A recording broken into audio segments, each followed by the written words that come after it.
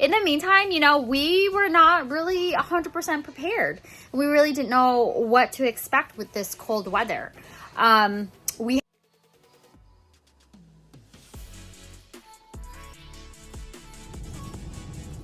So, yep, see how frozen it is out here in Texas? Yep, went from 80 degrees 2 to 3 days ago to 20 degrees. As you can see, all the trees are covered in ice. It's crazy. Hey guys, so we went to Texas specifically so that we could get away from the cold. And as you guys have seen in some of our videos and clips, we have been outside so much, enjoying the warm weather ranging from 65 all the way up to 80 degrees.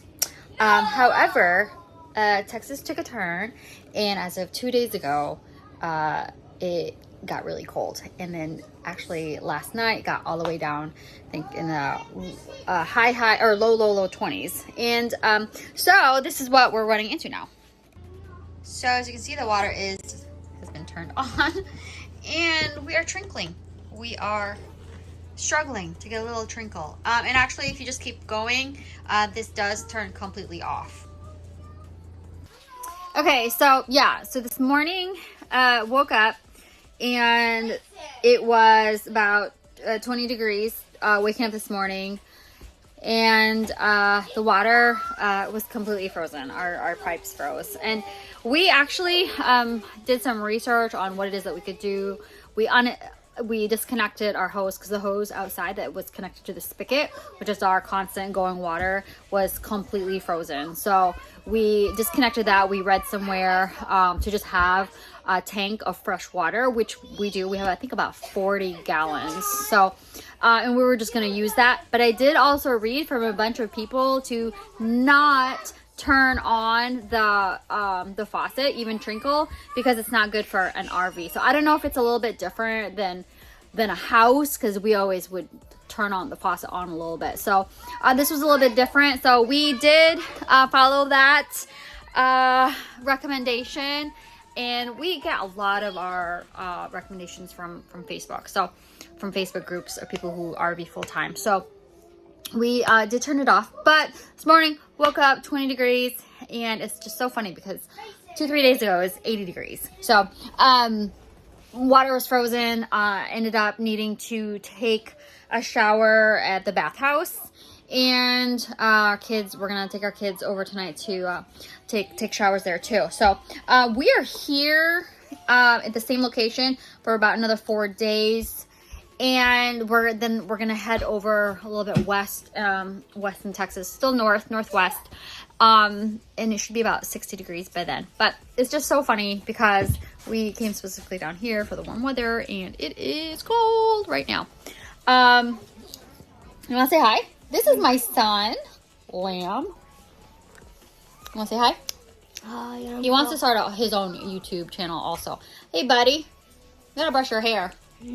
Never. Okay, so anyways, but yeah, so basically, you know, you're in a fifth wheel, we travel south, and this happened. So we're not 100% prepared or knowledgeable on what it is that we're supposed to do, because that wasn't the original plan.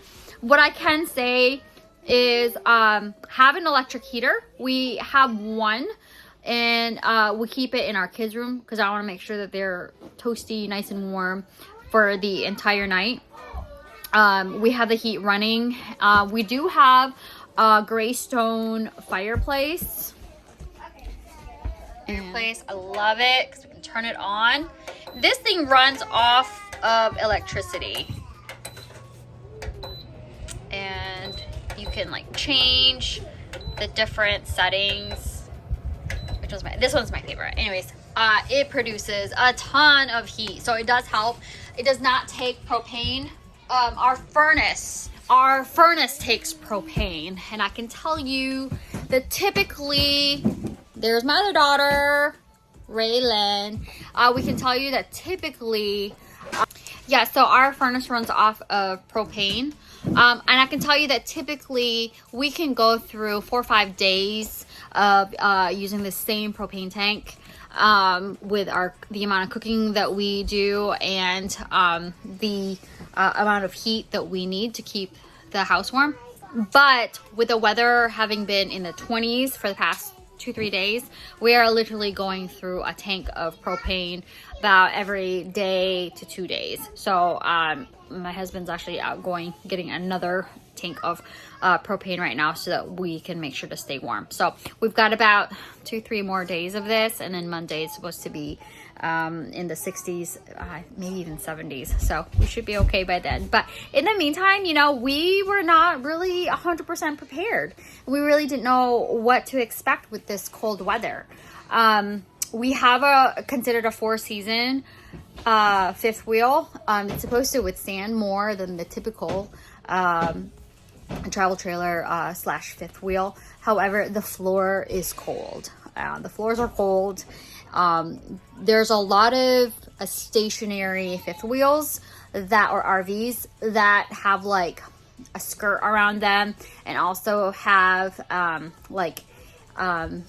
almost like balloons underneath to prevent air. And then there's things that you can do to attach to your hose and buckets and covers and things like that, and additional things in order to prevent freezing. But we are new to this, so if you have any recommendations that you know has worked for you, that you've been doing, let us know, and we'll definitely give it a try. But as newbies, what we've learned, we are trying to get another electric heater, because again, we're going through propane so fast right now. I think they're like $24 each propane tank, and we're going through one every day to 2 days. So we're using our electric heater, our fireplace. We've got an electric heater. We need to get another one, but they're all completely like sold out everywhere from here. And we still haven't quite figured out about the water yet. We were emptying out the water because we didn't want our pipes breaking. But we're hearing different things that you should or you shouldn't run the faucet. So I don't know. That's still, again, fairly new to me. So, but again, that's what we've learned, and just go with the flow of things. Despite the intention of going somewhere where it's supposed to stay warm, this is the hand that we're dealt with, and we're just gonna keep learning and trying to pivot and just basically make sure we stay warm, have water, and try to make a good time from this. All right, guys, thank you so much for listening. Please go ahead and comment below. If you haven't yet, go ahead and hit the subscribe button. This is definitely something that you want to do. Please reach out to us and let us know. We do want to interview some people who are interested in doing this. Ask some questions so we can answer from what we know and what we've learned and what works for us. Anyways, thanks for checking into Haneys Ark, and we'll talk to you later.